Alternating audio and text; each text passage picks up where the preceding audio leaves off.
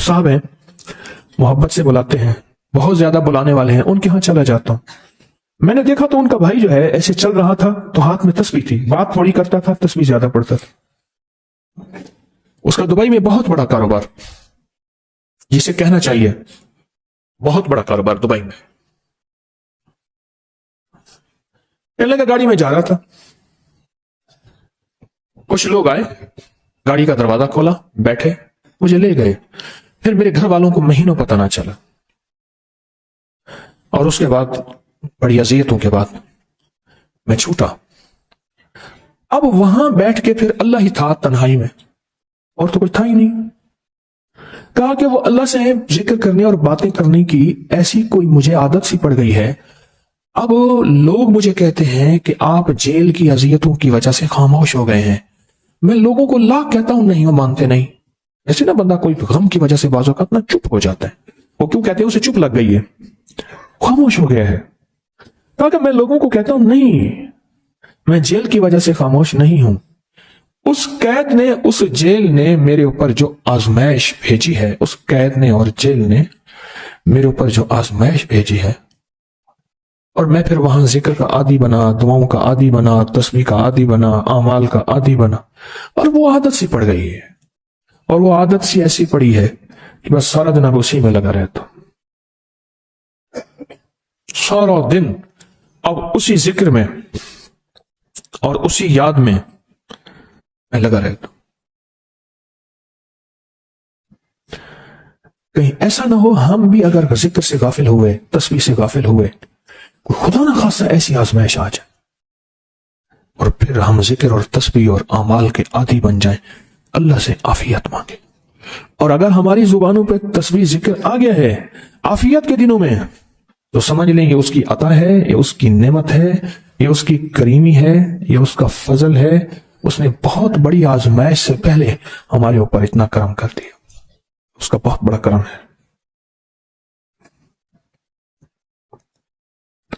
اس لیے اللہ جل شانہ کے حبیب کملی والے نے آزمائشوں سے پناہ مانگی ہے. اللہم انی اعوذ بک من جہد البلا, آزمائش, کوئی بلا آ جائے, ودرک شقا, شقاوت میں میرا نام آئے, بدبختی میں, یہ بھی آزمائش ہے. وسوء القضاء, میرے لیے ایسے فیصلے ہونا شروع ہو جائیں جو مجھے برباد کر دیں, ایک کے بعد دوسرا میرے حق میں فیصلہ, میرے خلاف فیصلے سارے. وشماتت الاعداء, اور ایسا وقت میرے آزمائش نہ آئے کہ دشمن تالیاں بجائے, دشمن ہنسے اور میرا مذاق اڑائے.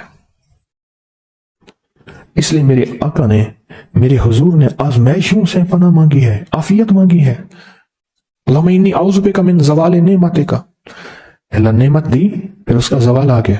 وتحول عافیت, عافیت دی اور تو نے چھین لی. اللہم انی اعوذ بک من زوال نعمتک وتحول عافیتک وفجاءت نقمتک وجمیع سخطک. اے اللہ کو میرے اوپر ایسے حملے ہوں اور سختیاں میرے اوپر شروع ہوں, مولا میں اس سے پناہ مانگتا ہوں. میں مانگتا کیا ہوں؟ ربنا آتنا فی الدنیا حسنۃ, تو سے دنیا کا بہترین پیکج مانگتا ہوں. اور فی الآخرۃ حسنۃ, تو سے آخرت کا بہترین پیکج, شاندار, لاجواب, بہترین. ہاں, آزمائشیں, مصیبتیں, تکلیفیں, حوادث, حادثات, ناکامیاں, بیماریاں, پریشانیاں, میں نہیں مانگتا مولا. اللہم انی اعوذ بک من الہم والحزن.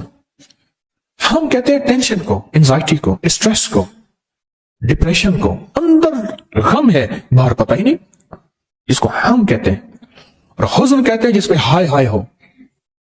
اے اللہ میں تجھ سے اندر کا دکھ جو مجھے دیمک کی طرح کھائے, اور باہر کا دکھ جو مجھے تڑپائے, اندر کا دکھ کھائے اور باہر کا دکھ تڑپائے, اے اللہ میں اس سے پناہ مانگتا ہوں. ہم والحزن, عجز والکسل, ایسا کہ میں عاجز ہو جاؤں یا میرے پر سستی غالب ہو جائے. کتنے لوگ ایسے ہیں ان کے اوپر سستی غالب ہے, بہت بڑی مصیبت ہے زندگی کی. میرے آقا کملی والے نے اس سے پناہ مانگی. اللہ کے حبیب میرے آقا نے آزمائشوں سے پناہ مانگی. اللہم انی اعوذ بک من الفقر والکفر, اے میرا مولا مجھے کفر سے اور فقر سے بچا. فقر ایسا, غربت ایسی آئے کہ میرے ذہن میں ہر وقت لوگوں کی جیبوں پہ نظر ہو, ہر وقت لوگوں کی جیبوں پہ نظر ہو. یہ دو وقت میں ہوتا ہے، ذہن نشین رکھیے گا. اس فقیر کا تجربہ ہے. ایک جب طمع بڑھ جاتا ہے، لالچ بڑھ جاتی ہے، اس وقت لوگوں کی جیبوں پہ نظر ہوتی ہے. جب فقر بڑھ جاتا ہے، غربت اور تنگ دستی اور فقیری بڑھ جاتی ہے، پھر لوگوں کی جیبوں پہ نظر اس کی ہوتی ہے اور اللہ کے خزانوں پہ نظر نہیں ہوتی یا کم ہوتی. اے میرے مولا، مجھے فقر سے بچا اور کفر سے بچا، کہ ایسا وقت نہ آئے میں اپنا دین بیچ بیٹھوں، اپنا ایمان بیچ بیٹھوں. ہمارے ایک مخلص تھے عبد الوحید سلیمانی صاحب رحمۃ اللہ علیہ، کہنے لگے انارکلی میں میرا ایک دوست تھا، تو میں اس دوست کے ساتھ زندگی گزری، پنجاب یونیورسٹی میں اکٹھے پڑھتے تھے. تو پھر پتہ چلا کہ وہ بہت مالدار ہو گیا. اسلام آباد کے ایک بہت بڑے سیکٹر میں گیا تو اس کا گھر دیکھا، گاڑیاں، بڑا گھر، اور یہاں اس کے پاس ایک پرانی سی پتلون ہوتی تھی اور غربت ہوتی تھی، اور انارکلی کے کسی اوپر چوبارے کے کسی کمرہ لیا ہوا تھا. تو میں نے اس کا نام لے کے پوچھا یہ کیا؟ اس نے ایسے سینے پہ ہاتھ رکھ کے کہا بس یہی بیچا ہے، اب باقی سب ٹھیک ہے، سینے پہ ایمان بیچا ہے، سب کچھ مل گیا. اللہ میرے پر وہ وقت نہ لا جب میرے اوپر فقر غالب آ جائے یا کفر آ جائے. میرے آقا کملی والے نے آزمائشوں سے پناہ مانگی، اور آپ حضرات کتنے خوش قسمت ہیں، اس کی شان کریمی اللہ نے آزمائشوں سے بچایا. اور انشاءاللہ ان نام کی برکتوں سے، ان دعاؤں کی برکتوں سے، ان تسمیوں کی برکتوں سے، اس اللہ کے نام لینے کی برکت سے انشاءاللہ اللہ اور آزمائشوں سے بچائے گا. اللہ نے بغیر آزمائشوں کے ہمیں اپنا نام دے دیا، اپنے نام کی تسبیح دے دی، اپنا ذکر دے دیا، اپنی یادیں دے دی. اسی جگہ منہ سے اللہ نکل جاتا ہے، کہیں رحمان نکل جاتا ہے، کہیں بسم اللہ نکل جاتا ہے. ابو عبداللہ مغربی فرماتے ہیں میں نے رسول اللہ صلی اللہ علیہ وسلم کو خواب میں دیکھا، عرض کیا مجھے اللہ سے ایک حاجت ہے، کس وسیلے سے دعا مانگو؟ عرض کیا مجھے اللہ سے ایک حاجت ہے، کس وسیلے سے دعا مانگو؟ کوئی عمل بتا دیں، کوئی وسیلہ بتا دیں آقا. میں نے حضور سے خواب میں سوال کیا تو آپ نے ارشاد فرمایا جس کو بھی اللہ سے کوئی حاجت ہو اسے چاہیے وہ سجدے کرے، یعنی 2 رکعت ادا کرے اور سجدے کی ہر رکعت میں 40 مرتبہ آیت کریمہ پڑھے، جو میں عمل میں بتایا کرتا ہوں، لا الہ الا انت سبحانک انی کنت من الظالمین.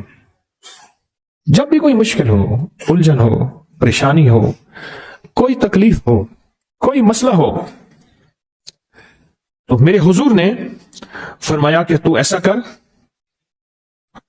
تو ایسا کر، تم کیا کر، تو نفل پڑھ، ہر رکعت میں سبحان ربی الاعلیٰ کے بعد 40 مرتبہ آیت کریمہ پڑھ، اور پڑھ ایسے ڈوب ڈوب کے، مانگ مانگ کے، گڑ گڑا کے، بھیکاری محتاج سائل اور منگتا بن کے پڑھ.